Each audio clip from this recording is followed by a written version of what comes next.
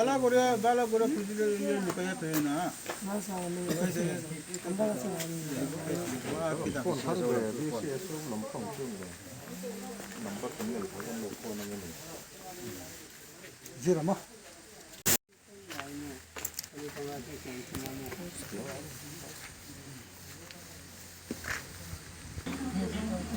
tôi luôn nghe cả luôn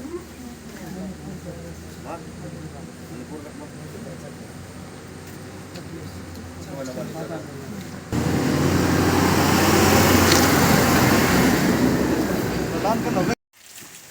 với chú công châu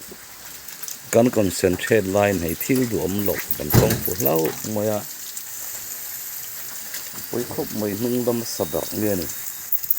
hiện chưa đâu hen gas puru tu te hiện này thì camera ngà hiện gas anh đâu chưa này kan nan tlana rim khanam rum ba se kan hoile ta la alu chu ga lo fu far ma ya ken pe hi to na hian dar thum le mi sam li ni to a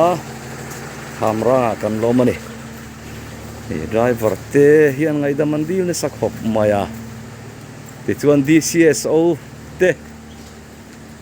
le kon pui lam police lam te kan hak ni ber tura kan ngai ve de uri ngota thì hiền thì hiền lâu thèn vắt anh rồi thèn vắt tụ ra cái anh bây giờ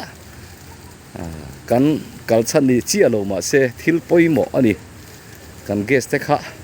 mi som po dai lo kan ti fo thin na chan kha kan mu chon in ka helai mun area ve lai hian central way me pokan duty nan lo man fo to ni voi ni an man le ni hi